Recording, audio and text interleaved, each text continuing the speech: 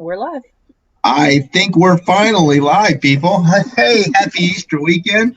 Welcome back to God's Healing by the Numbers. And let me get it straight to a verse, from Psalms 35. It says, "For his anger lasts only a moment, but his favor lasts a lifetime. Weeping may stay for the night, but rejoicing comes in the morning."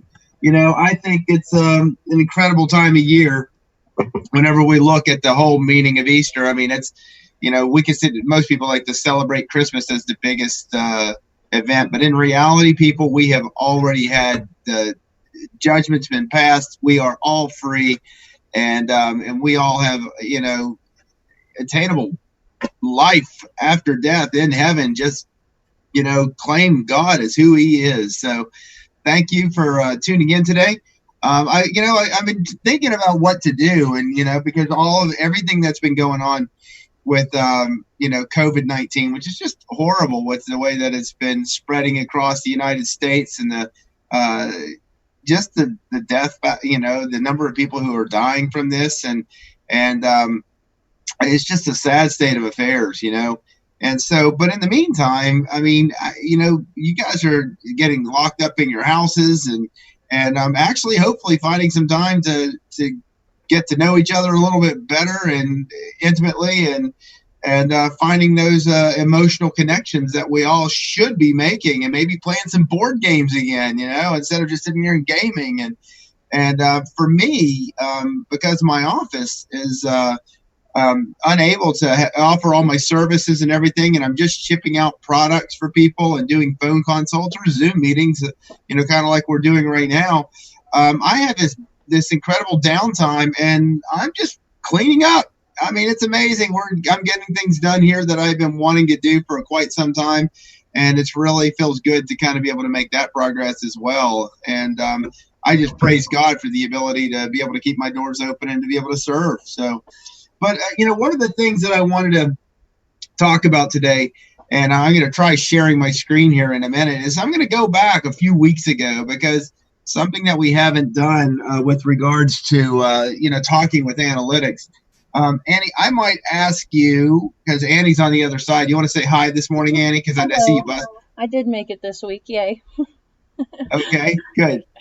And did you? I'm going to try to pull up my chat on. I can bring it to you. Yeah, and see if I can't go and see the chat of what's going on, because I can't see anybody. I hope everybody was able to transfer over and go to the show that we're doing right now. Let me see. You actually deleted the one, didn't you? Good job. Yeah, we had to do a quick reinstall of all the software and everything before we went live. Let me turn down my there we go. Okay, so I just wanted to be able to see my chat and everything and see who's out there. So, Diana, good morning. Prophet Bear, we made it. Good. Leah, good morning. Happy Easter to you as well. God bless. Marty D, Red Label, Jeff. Hey, good morning. Prophet Bear, I will be gathering with family no matter what the government suggests. They will not control me. You know what? I don't think it's not to be gathering with family and friends. I mean, just know where these people have been, and if they've been exposed, take precautions. Here, put some colloidal silver goo up my nose, and here, I want you to wash your hands before you touch anything. Why don't you wear a mask? Because you've been working down with those kids that you're taking care of, or whatever it may be, and just be cautious, people. Everyone see and hear us? Yes, I hope so. 5x5. Thank you, everybody. And hello, Annie. Glad you are here. See, you're recognized. I was missed. Yay. So we had this weird thing happen this morning where I came in and I was trying to get everything ready. And normally I'll come in and kind of get things prepped, and then I'll go and make a small little breakfast or something. And today our meeting, because we use a Zoom meeting and we put it into the broadcasting program, and it was black or white. It just would not show anything. And so Madam Technical Difficulty Lady just dove into a mad craze, and I just got out of her way, and now we're back live again. So let's give Annie a big quick praise here, reinstall, everybody. and we're ready to roll. There we go.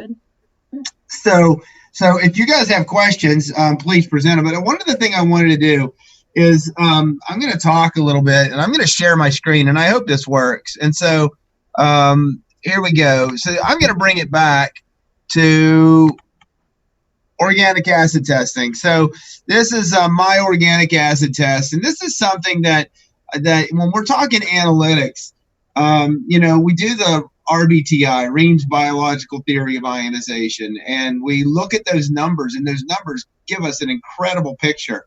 And but sometimes those numbers just won't move, and I'm just like, okay, something's going on here. There's a pattern that suggests parasites, and and it doesn't always appear. There's a pattern that suggests various imbalances. But an overgrowth of yeast or bacteria, and and that's where your ammonia nitrates go up and your pHs are off, but sometimes it's just like, why is this not correcting? And so organic acid testing by Great Plains, and this is my organic acid test. Now you guys all see how old I am. But when you're looking at this test, what it does is it breaks things down. Intestinal microbial overgrowth. And there's a bunch of markers there. And you look at mine, you're like, hey, that looks pretty stinking good. They're all low except for that arabinose. Number 7 is just over 1 standard deviation elevated. Like, that's not bad. Then we come down to the bacterial markers, and they're like, hey, those are all pretty good too. They're within the norms on the DHPPA, that beneficial bacteria. It's almost standard deviation low. Yeah, like, well, maybe I'm not taking my probiotics as often I want. Those clostridial markers, those are markers that are, Clostridia, various forms of clostridial overgrowth will lead to neuromuscular and their neurotoxin imbalances. They gave case reports for people who had Parkinson's that had Clostridia. They cleared the Clostridia, and the Parkinson's completely cleared up. They had people who had schizophrenia, and they were loaded with Clostridia, and they cleared up the Clostridia, and the schizophrenia and the mental stress completely went away.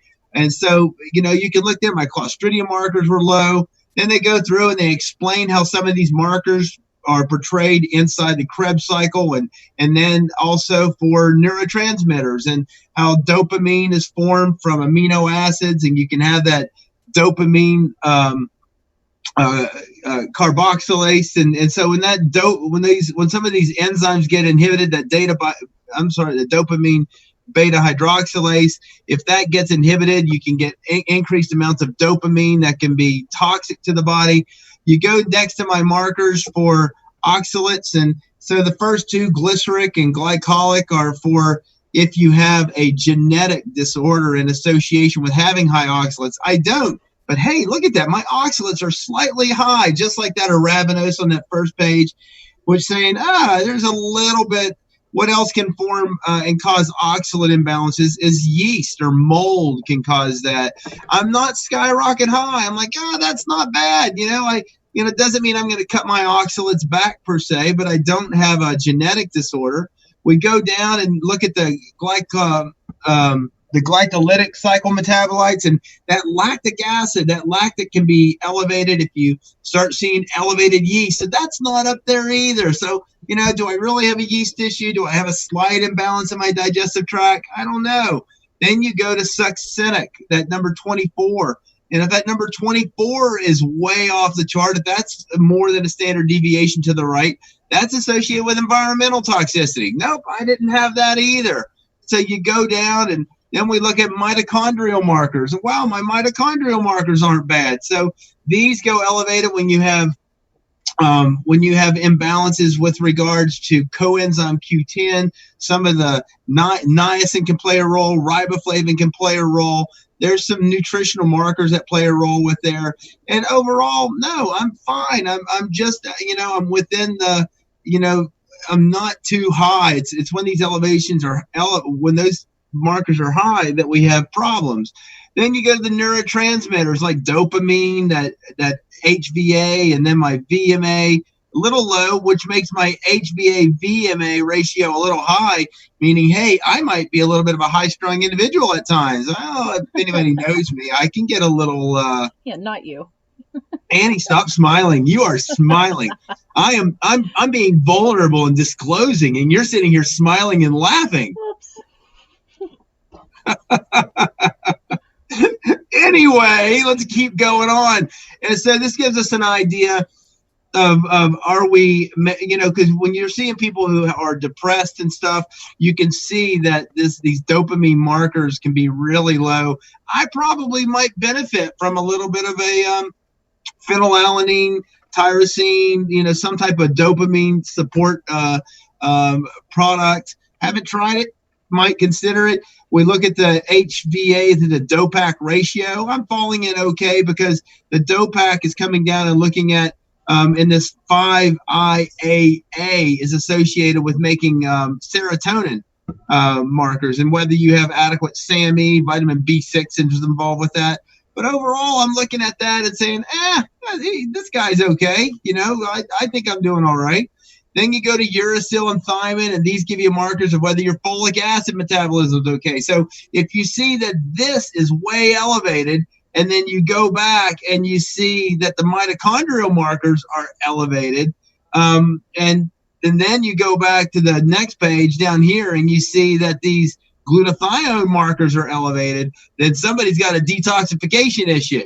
And so that's where you can see those MTHFR disorders and stuff like that and say, hey, you're just not processing things the way that you should.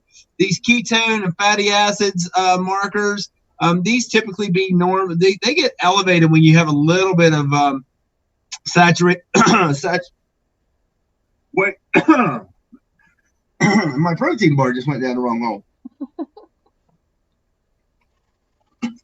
Annie, stop laughing at me. I'm not. I'm laughing with you. I had a little piece of my protein bar kind of get stuck in my airway there.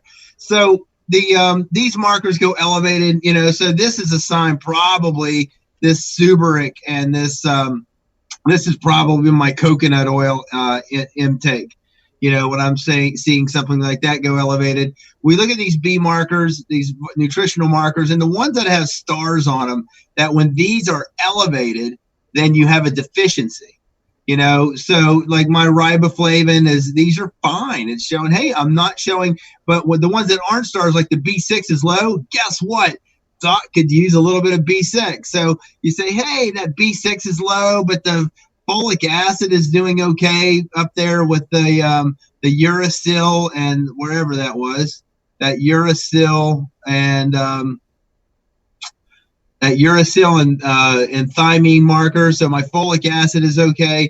My B12 is falling in okay, but I could use a little bit of B6. So then I could go back up in here and say, well, B6 is involved with that DOPAC marker. So I go back. Oh my God, I'm going all over it. I'm losing it. So where I'm sitting here looking at this 5-HIAA being a little bit on the low side, and that's the ability to make serotonin.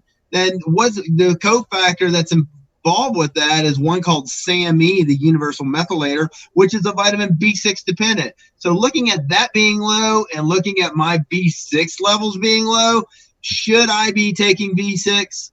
Probably so. Now, vitamin C tends to be low on these tests, which is a normal variant. But if people have high vitamin C, it's another marker for yeast. I don't have it. So then the last page goes into this 58 and 59 are directly associated with glutathione production. So this is saying, hey, I'm detoxing well. My glutathione levels are doing just fine. My ammonia is not in excess, so that's where you see excess ammonia. You'll also see bacterial overgrowth with that. So it goes back. I'm really not that bad. This number 61, again, right on target, says, hey, there's no bacterial overgrowth. Amino acid markers really aren't used very much in these tests unless you have something on a genetic level. Some of those will be really, really high. And then this last phosphoric. When phosphoric is low, you tend to have a vitamin D deficiency. Guess what Doc has? A vitamin D deficiency. People, I swallow between 6,000 and 10,000 units a day when I remember. And I fight with that pH going down and vitamin D deficiency. And if I would be more consistent with my supplements, then I would probably be doing a little bit better. Now we go back, and the other test that I look at is this. Oh, wrong one. That's the organic acid. Is this one here? This is a mycotoxin test.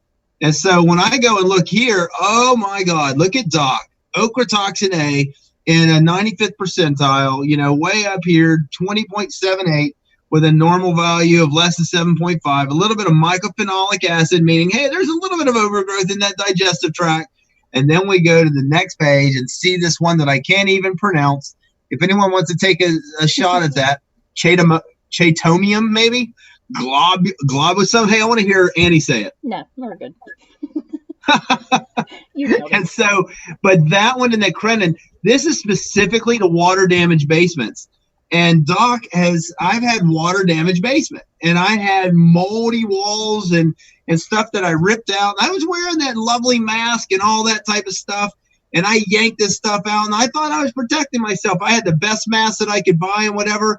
But guess what? Those masks will prevent mold spores from going in my body. So when you go back to my organic acid test and you look at those markers, I don't have mold spores. My markers for yeast and mold are low.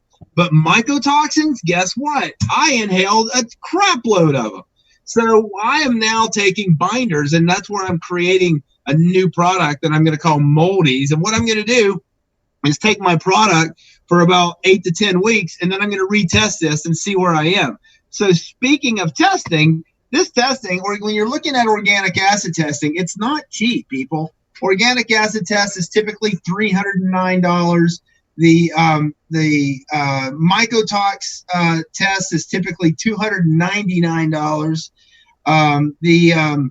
They have one called a GPL tox. I could go there and find my GPL tox and show you that I had styrenes that were in about 70th percentile. I had acrylamides that were in about the 70th percentile. And I look at that and I'm like, oh my God, that's my Thai food. I'll go and I'll order Thai food, and they give it to you in that stupid styrofoam. I started asking to them to give it in the plastic. They're like, we do the plastic in the dinners. What, you want dinner portion? Like, no, I just don't want my food in styrenes. And but so my tox test was normal, which correlated again with my organic acid test, saying, hey, I had a low succinate.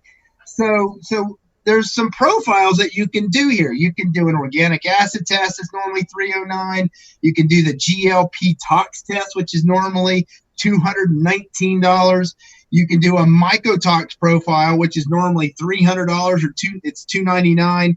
Or you can do an envirotox profile, which includes the organic acid, a GPL tox, the glyphosate tox. Okay, they're actually doing glyphosate testing to see if you have glyphosate markers in you, which most of us do. It's a matter of how high. If you're eating a lot of wheat products and crap that are, because all of our wheat in America is sprayed with Roundup before they harvest it. And so everybody has glyphosate in them. It's considered ubiquitous at this level. And then there's the envirotox profile, which is normally $839. Now, when I go to conferences, they give me reduced prices. And guess what? They are extending that because of COVID-19, where I can extend those prices to you. So if anybody, this price, what's today's date, Annie? The 11th. The 11th. Yes. So I have through the 15th, which would be what? Huh? Is that, what day is it? 15th? Thursday, maybe? Thursday? I think it's Thursday or Friday. So I have until Thursday or Friday. It's what? Wednesday. Wednesday's the 15th. So I have through Wednesday, okay? Because if you're on my email list, we just did a body care product and grocery product. Because with this COVID stuff, all that stuff's just sitting on my shelves, and I don't want my pretzels and protein bars and all that stuff to go out of date or anything. So we just had a sale through my office, and where you get 15% off all those body care products. We can ship them out to you. If you go over $50, we're giving you a free gift. And if you go over 100, we're giving you free shipping or a free sauna session if you come in here. But this is something that's only for this show. And this will only be through Wednesday because I have to order these test kits and I have to pay up front for them. So organic acid testing, basic test, I'd recommend any one of you. Normally $309. I can give it to you for $209. I can knock $100 off that test if you prepay. Okay, and then the GPL tox, which is normally $219, I can do that for $150. But if you add it on, if you do the organic acid plus the GPL tox, I can do it for $125 because they do a discount if you do it as an add-on. So it'd be $209 plus $125. That'd be $334, and you could do a GPL tox and an organic acid. The mycotox profile, normally $299. I can do that for $225. And then that test that has all of them, including a glyphosate, testing for glyphosate as well, which is normally $839, I could do for $559. If you guys want an analytical perspective and you think you have some type of chronic symptoms, this is a deal, people, because I don't mark these tests up when we're ordering them for people. That $309 you normally pay, you don't pay me, you pay the lab. Now, I am going to tell you, when these lab tests come in, I'm going to send them to you. And they come with a basic interpretation in the back. But if you need recommendations based upon that, the consultation is not free. Okay, that's where if you turn around and want to talk to me and say, oh my God, I'm loaded with mycotoxins. I have markers for Clostridia. My neurotransmitters are all out of whack. I'm not detoxifying. I've got markers showing that I'm not glutathione. You can read what they recommend, and they do give suggestions in the back that, hey, you could use some glutathione or whatever, and you can just start taking everything that they suggest. Not, it's a basic guideline. If you want something of a consult that more hones in, then I would do phone consults at the normal, or right now, video consults, because that's what we're doing.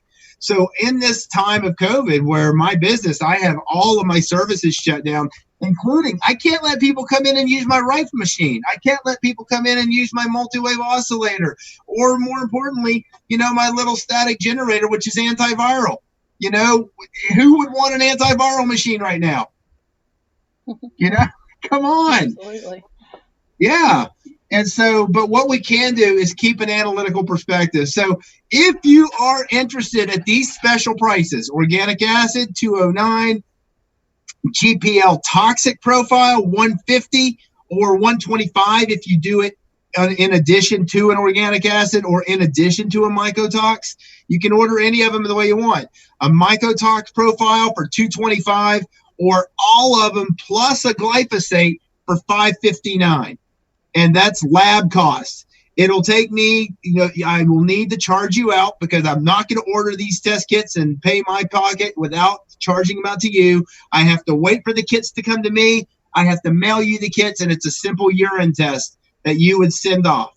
You just can't eat certain fruits for 2 to 3 days. And if you do the mycotox profile, it's best to do an infrared sauna the night before. You collect your first morning urine right when you wake up, or if you're waking up at 4 in the morning, collect that urine, you throw it in the freezer for at least 4 hours, and then you give it to FedEx. It has to be done on a Monday to Thursday, so it makes it to the lab. You mark down what day you collected the sample, and the lab will send me all the reports, and then I will need your information to mail it to you. So if you are interested in these tests, you can go back and listen to this again for the price. How do you get them? I need your name, your address, your phone number, your email address, and a credit card. And so you can leave all that information on my office phone, because it's a closed system. Nobody's going to dial in and pull your credit card off. Only me, or pretty much me, I'm doing everything right now, will be pulling that information out and getting you in my system.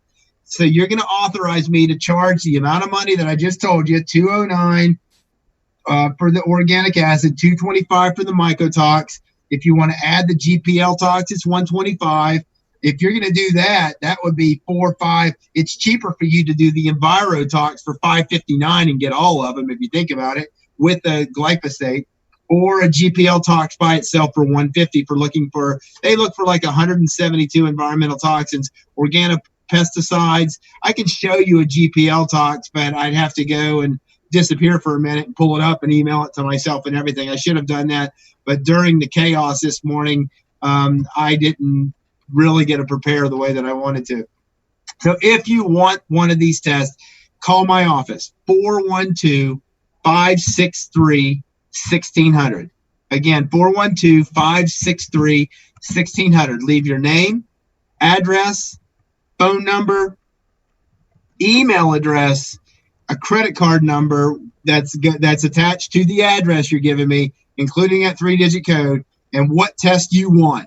As a basic, I would tell everyone to do that organic acid test for $209. It's a gatekeeper.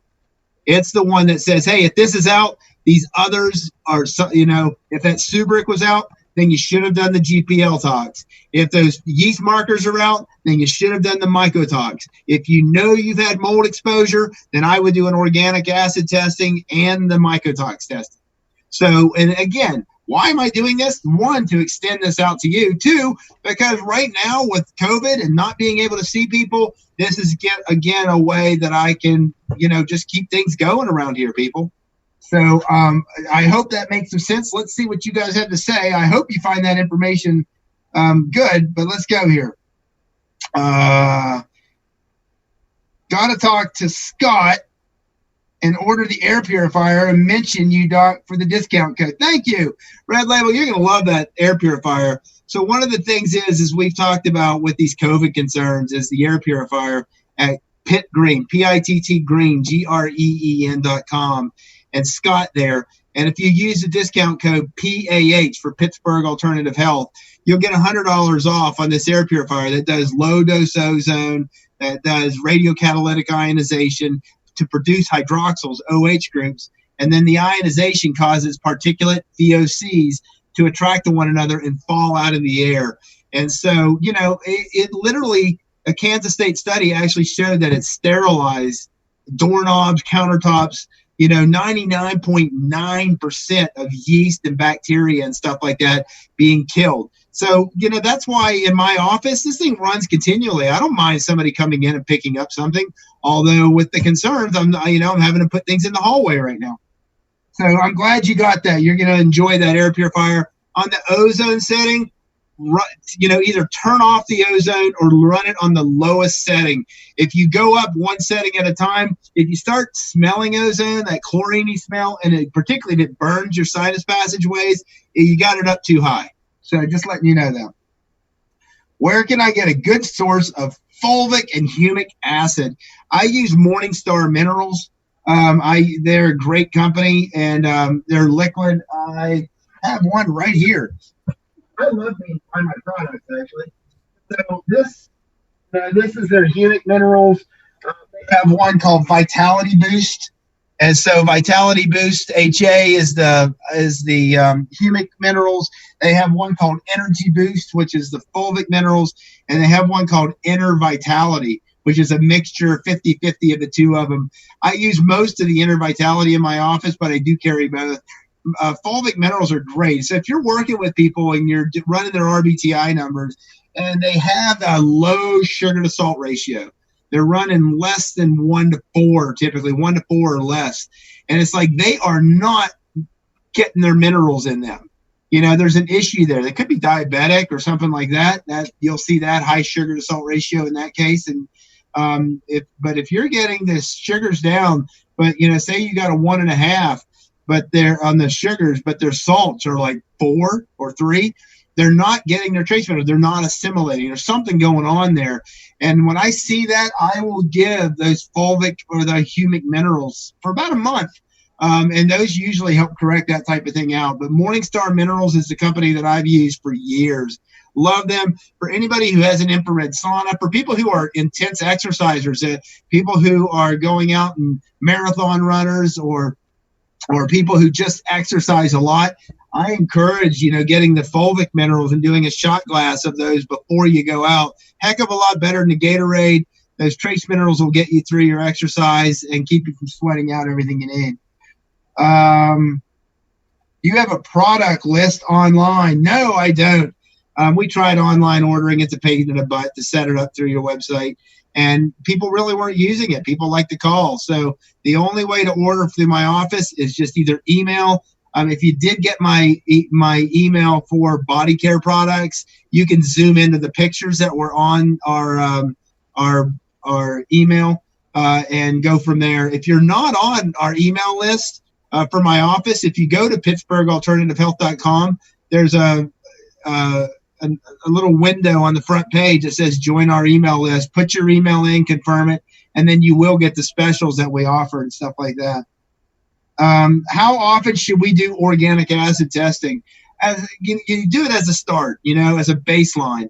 And what if you go by the company and you're dealing with something really, really crappy, and they see all these abnormal values, Clostridia, mold, mycotoxins, stuff like that, they suggest retesting in 6 weeks.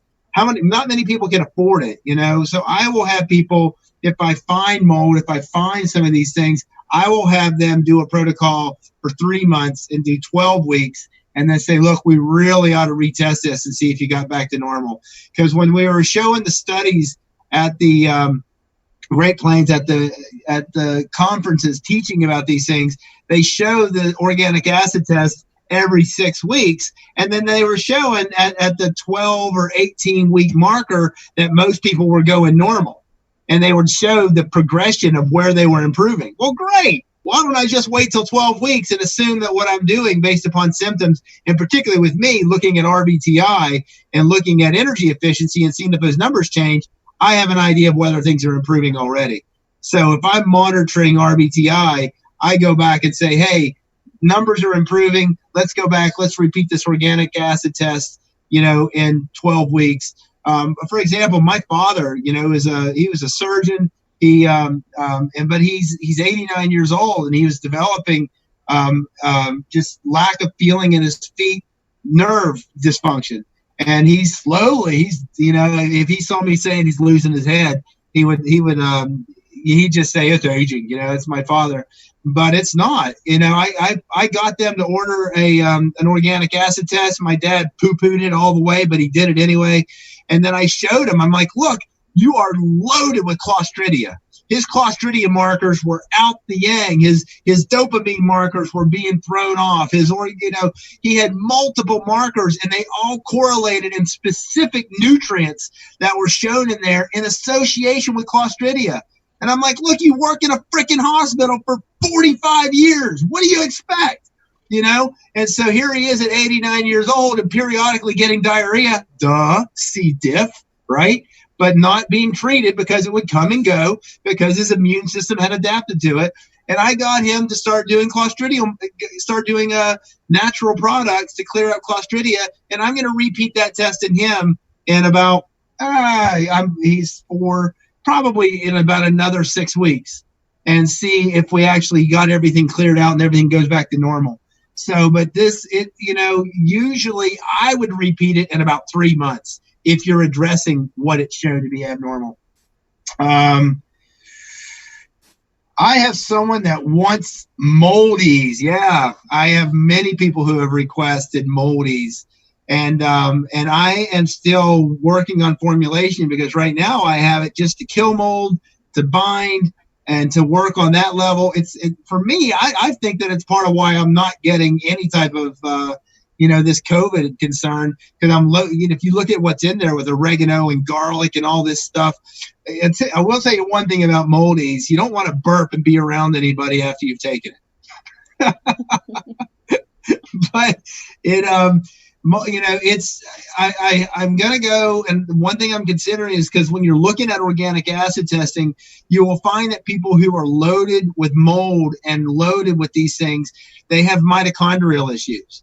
So I want to add trace amounts of B2, trace amounts of folic acid, trace amounts of B12, trace amounts of these B markers that I know get thrown off, but not enough to where you're taking them in a therapeutic level, just so they're there while you're processing this stuff to help and aid that aspect. It adds negligible amount to the capsule. It won't really add much to the cost, but I just want to increase the efficiency of what we're putting in there.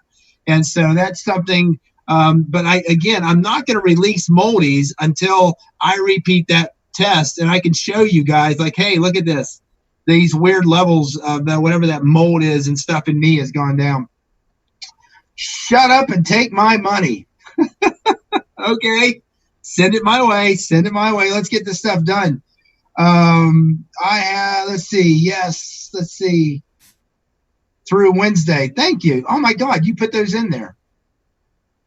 Thank you, Annie. Trying to listen. I'm going to do some of these tests for me and my husband. This is tremendously important. Yeah, I agree with you. It is. Email the office. What you can do is if you email the office at Pittsburgh Alternative Health, you give me your name, your address, your phone number, and I got your email address. And then you call the phone number and just leave your credit card information. I think I can make the connection, but do not email your credit card number. I do not trust internet for putting credit card numbers on there, but my office phone answering machine is fine to do that. And you can do it that way. My husband and I will do in the package of testing. We'll send a call on Monday. Doc consistently delivers. Thank you. I try to. Our household is blessed through his work, worth every penny. Thank you. Thank you so much. Can you access the VA website to see the lab test for patients? If so, any value in that? Liking vitalometry 8 a day. Can you access the VA website to see lab? No, I mean, I can't access it. If you're asking me if I can access a VA, the VA for labs, what I have is clients who work with me and they have access to the VA, and then they download their lab results and then they forward them to me. When I'm looking at labs, what's interesting is I just did a case report, and it's going to get published in Naturopathic Doctor News and Review come June. And then you guys can read more about RBTI being presented to the profession that I'm dealing with. But I can't put that out right now. And basically, RBTI, I turned around and based upon this guy's numbers said, look, he probably has this, this, and this, but he refused to go to a doctor. And because he had a history of a doctor's literally nearly killing him 20, 30 years before. But the guy needed to be in a hospital. And so he turned around and finally had some home health nurse come and draw the blood with a primary care physician ordering some basic labs. And everything that was predicted in RBTI showed in his lab work. And that's how important, if you understand, I'm not telling you to be a clinician and know that somebody has a thyroid disorder, or know that somebody's going to have adrenal imbalances, or know that somebody's going to have, abnormal liver function tests, but if you learn to understand RBTI, you can predict it. You can turn around and say they probably have this, this, and this, and they'll do lab work and it will confirm it. And so that's just kind of an interesting thing. Moldies may be a good way to get to vet friends. Oh yeah, get friends. Yeah, exactly. Well, when we're looking at that aspect, I really saw a huge issue going to these conferences and learning about the issues with mold, learning about the issues with Clostridia, and how the neurological connections. The biggest was there was a neurological specialist, basically a brain doctor, and she would have told you, prior to getting it herself, to having mold affecting her brain, that there was no associations with mold exposures and neurological disorders. But then she got it, and she's one of these doctors who does a SPECT scan, SPECT. It's an MRI that does enhancements that looks at the brain kind of like a 3D image in various colors. And she was showing SPECT scans of people with mold exposures, and literally their brains look like people of Alzheimer's. And that's another thing. She had Alzheimer's clients that they treated for mold, and guess what? They got better. So that basically she's showing, say, look, she's like, I've got visual evidence that's showing that mold will go across your nerves, through your sinuses, into your brain, and cause it to shrink up and break and fall apart, because mold just eats things apart and causes it to decompose. And so she was showing all these neurological conditions. Never would have believed it until she had it herself happen. And that's her story.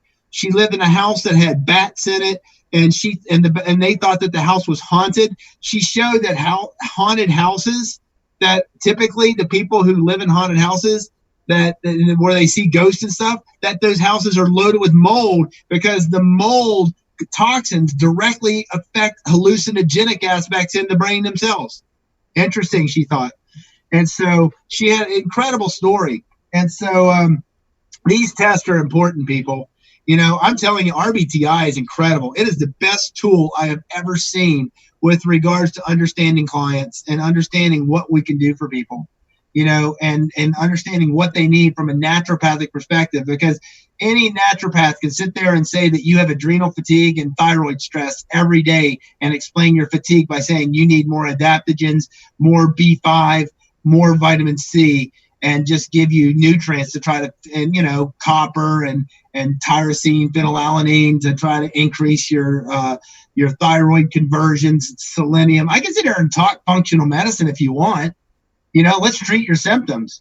But RBTI gives you an idea of the mineral capacities of what led to it, the chemistry that led to the deficiencies that led to those disorders on the hormonal or those other planes in your body. You work with the chemistry, everything else follows behind. It's it's wonderful, people. Anyway, we got started a little bit late, about 11:15 or so, or 10:15. We are a little, going on about 50 minutes right now. And I don't see any questions, people. You guys have any questions that you're going to bring to the air? Because I don't want to just keep rambling, because I need something to talk about, Annie, you want to talk? Do I want to talk? No, I don't have things to talk about.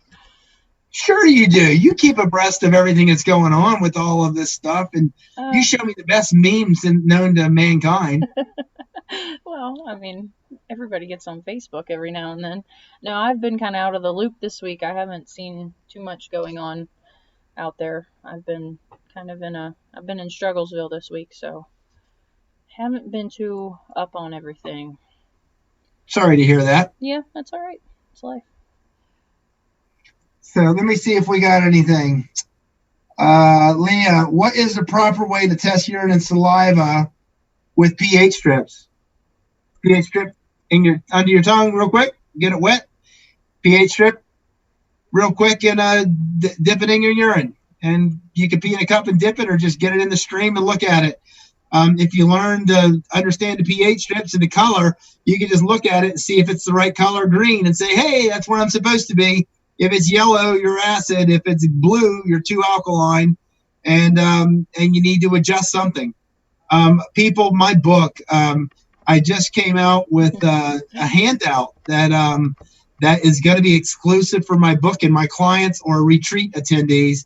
And Annie got a peek at that handout. What were your thoughts? Oh yeah. Well, thoughts on the whole thing. It's going to be epic when it comes out. I'm very excited for you to get everybody to read this and, be able to see what you're talking about. I love how RBTI can prove everything in your book of what what you use with detox and different tools and such. It's really fascinating. I'm excited to see that book come out and actually be able to hold it in my hand finally. I know you are. Did you actually finish it? Did you finish the book? I did. Yeah, I did. Okay. Annie's correcting my typos, I hope. She's going to highlight things to say, Doc, what the hell are you trying to say here? But she was telling me that I did okay, so I was kind of happy with that. Yeah, you're a good writer. Things flow correctly. I follow you. You don't lose me. Like I said, it's a lot of little conversations I feel like we've had over the last couple of years, so it's nice to have a place of reference for it all because it's a lot of information. Cool. I'm excited about it. The one thing that what I'm trying to do with regards to the appendix, I have Annie working on some visual arts of taking some of the concepts and giving you a picture of that concept versus just reading a bunch of words in a book. And then the other aspect is, how do I teach you how to eat, people?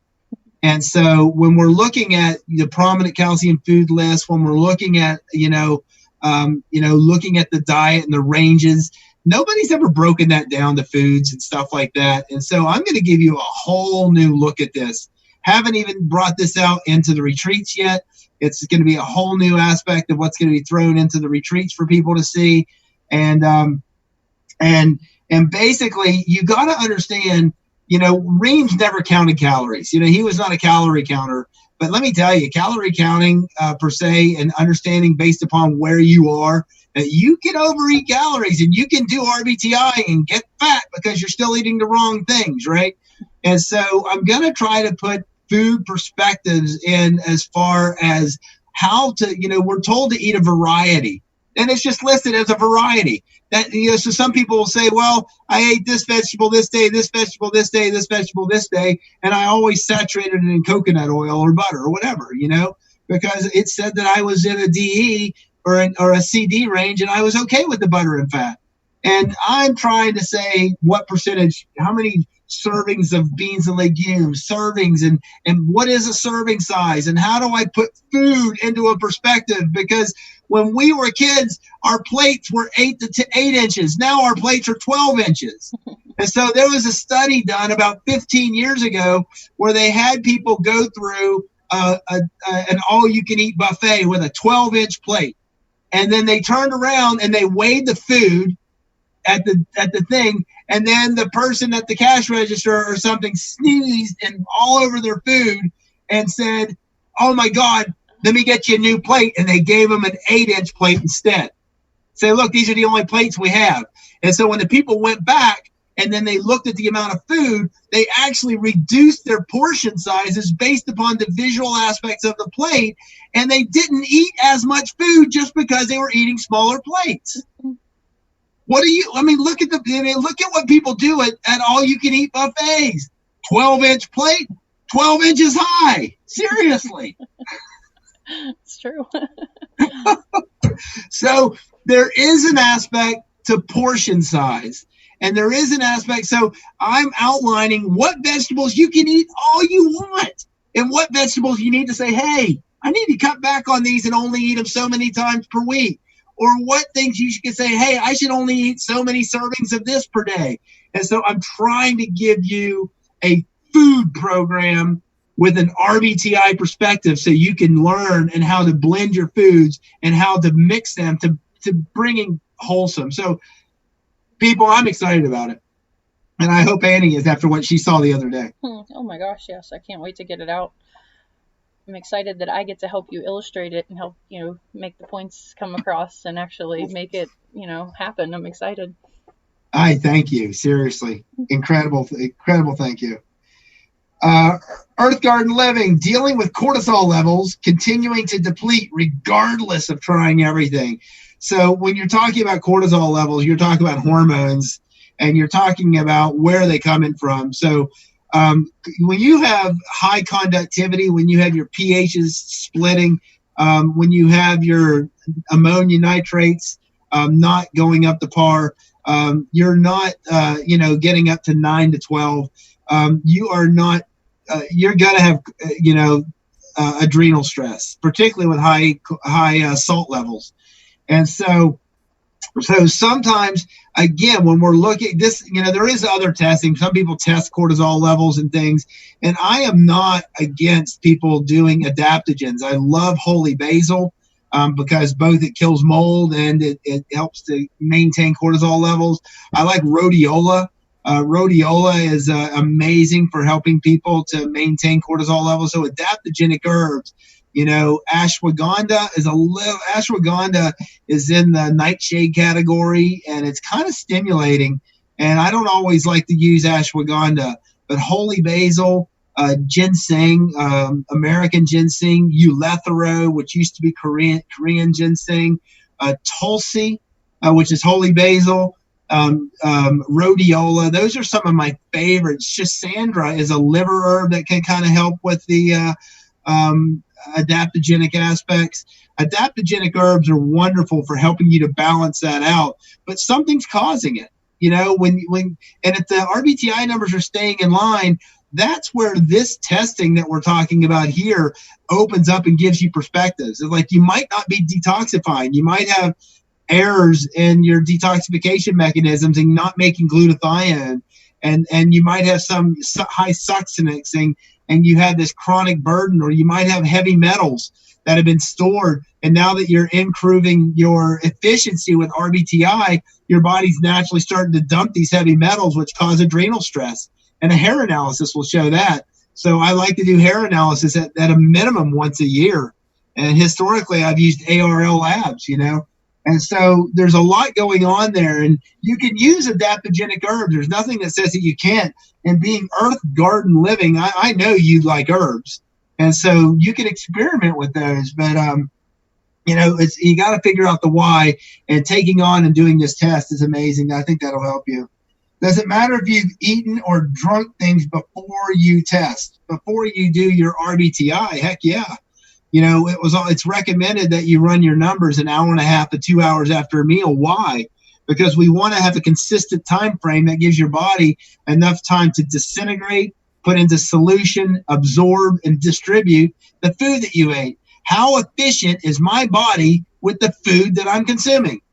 That's what RBTI is telling. So the RBTI is best done an hour and a half to 2 hours after a meal, while you're drinking like you normally would. Water, I don't care if you have green tea. I don't care if you have water with juice in it and sugar to maintain your sugars. But at least we're measuring what that's doing for you. RBTI is an aspect of measurement. But if somebody just ate 30 minutes before the test and they come in and they have a Brix of 4, am I going to worry? No, because their sugars are going up because they just ate. So I'm going to look at the pHs, and I'm going to look at the nitrates, and I'm going to look at the cell debris, and I'm going to see if there's something else that it could be saying, hey, this is, how efficient am I? Is that saliva pH, maintaining to where I have a strong bile capacity? Is that ammonia nitrate or the nitrate going up because of I'm assimilating and breaking down that food? Or is the ammonia nitrate going up elevated, showing that I'm not breaking down the food, or I'm breaking down in my body? So yeah, you can monitor your Brix and your pH, and every time you pee, check all of them. Check my Brix in my urine, check my saliva and urine pH, write them down, but write down what time you eat, and then learn your patterns. Hey, and 30 minutes after I ate, my Brix was this and my pHs did this. And you'll start learning what these things do. And if you learn your patterns when you feel crappy, self-awareness in association with numbers is going to say, hey, I probably need to drink water, or, oh, I need to eat, or whatever it may be. Can you sign your book when it comes out? And can it be pre-ordered with the handout? Probably so. We will be looking at that. Thank you for wanting it. Will it be available for past attendees? I'm assuming you're asking if the handouts will be made available to past attendees. I don't know yet how we're going to do that and how we're going to distribute new information, but more than likely, yes. Live in Oregon and hard to make it to a retreat. I understand. Overeat on steroids. I don't know what you're meaning by that. You should include a few recipes. Plan on it. Thank you so much. You're welcome.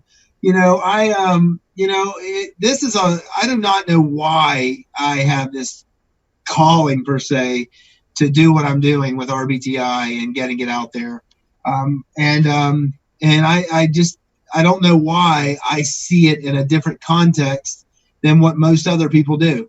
How I see the numbers and how I present the numbers and how I teach the numbers is different than you find everywhere, because in the forums that I look at, people get stuck on one number and they're not looking at how they all associate with one another in the big picture of what's going on. Hey, your liver's not processing, so you're not breaking down, you're not building up you're not building and creating a strong magnetism because you're out of tune with your frequency and you're breaking down the way you're not supposed to. So you're going to have protein in your urine, you're holding water weight.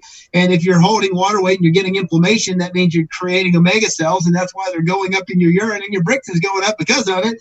I can sit there and go off on these things and show you, and then try to simplify what you need to do. Dang, you need to drink some water, dude, or whatever it may be, and I try to want people to have a basic understanding of where these numbers are coming from. So happy Easter. Thank you, everybody. The plate size at buffets, overeat on steroids. I get it. Yeah. Overeating is just a problem. And I hope to put all that in perspective. But, people, I thank you for tuning in. Sorry again for the delay today. I thank you for those of you who hung out. Now, I am going to ask you, if you're watching this show, give the thumbs up. Take the moment to thumbs up on it, because that does make a difference in ranking and getting out there. If you're able to share, always share the channel, because we're finding that sometimes sharing a link, for some reason, the link is not opening and we don't know why. And so I'm going to ask you to share Doc Misak as a channel and tell people. But, the only way that this is going to grow is from a grassroots, making people aware. Because if people look up, go into YouTube and search healing by the numbers or God's healing by the numbers, and you are not going to find anything in the search. It won't pop up unless you put Misak in that search. Even my name doesn't pop up in the search, but when you search Misak, some of my videos will show up. So you literally have to search and teach people to look for Doc Misak in order to find this show. So again, happy Easter to everybody. Have a blessed one. Enjoy time with your family. I can't imagine, having your mask on and holding it up so you can take your bites. People, stay well, be blessed, and thank you for tuning in again.